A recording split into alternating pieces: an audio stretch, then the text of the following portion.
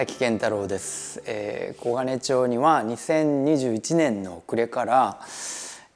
アトリエを借りているのでもう1年半ぐらい経ちます。気持ちを切り替える、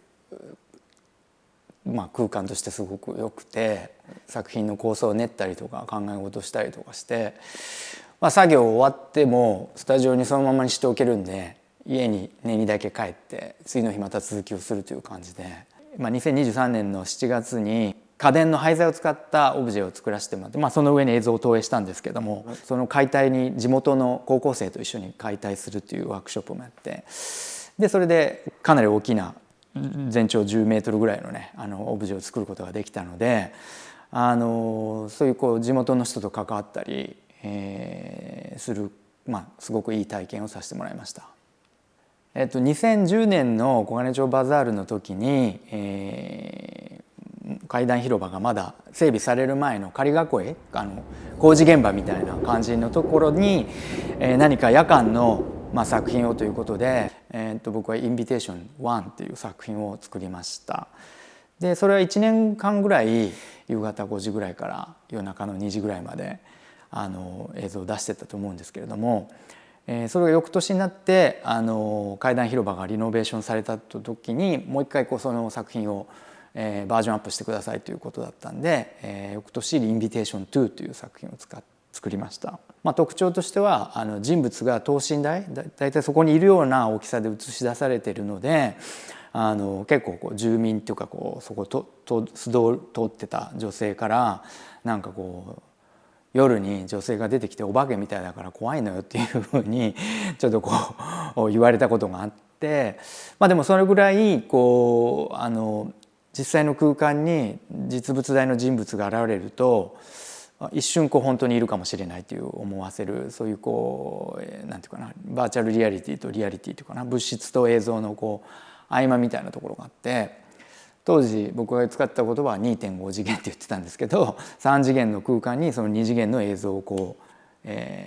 マージというか合致させるとそういう面白い効果があるっていうの、そういう実験的な作品です。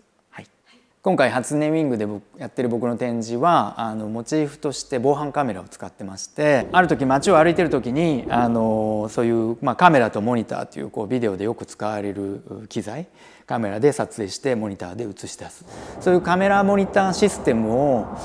なんかもっと街中で展開できたら面白いかなと思ってた時に、歩いてたらもうすでにカメラがいっぱいあったと。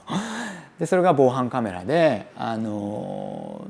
日韓共同開催のワールドカップとかオリンピックのを境に、都市でいっぱい利用されるようになった防犯カメラが本当にいろんなところにあって、いろんな形してるんで、なんかこれを顔に見立てた、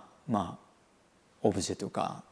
フィギュアを作ってみたら面白いかなと思って、これをマンカメラといって、カメラマンは人間がカメラを持ってるんですけど、マンカメラはカメラに人間の胴体がついたそういうフィギュアを作ったりとかして、あとシミュレーターですね。今まで僕が撮りためたいろんな場所の、日本だけじゃなくて外国のあるんですけど、中国とかドイツとか行くたびに防犯カメラ、そこ行くとね、その国それぞれの顔してんですよ。それを撮ってきたものにその胴体が自動的に組み合わされるっていう、そういうシミュレーターみたいなのも作りました。タイトルがいい夜景というタイトルで、夜景っていうのはレンブラントのオランダの画家のね、作品から撮ってきたんですけど、ナイトウォッチって言って、やっぱり自警団があって火縄銃の、それが夜、街の見回りをするという。だけどそれはすごく面白くて、自警団がレンブラントに肖像画を頼んだ頃にはもうだんだん街が治安が良くなって、もう自警団いらなくなってきたっていうこともあって、でそういうある種自分たちで守るために何ていうんですかね、火縄銃ですから、暴力ですよね。暴力をちらつかしたり実行支配で、治安を守るっていう人たちが、平和になるといらなくなるっていうね。でそこでアイコン化するっていう、そういうストーリーにもすごく惹かれて、それの現代版、じゃあもちろん警察官が守ったり、場合によってはね、火の用心の人とかはまあ、自警団ではないけど自発的にその治安を守る活動をしてるんですけど、電子の力で自警をしている、まあ、防犯カメラをいい夜景と名付けて、まあ、彼らのポートレールを撮ったりとかしました。はい。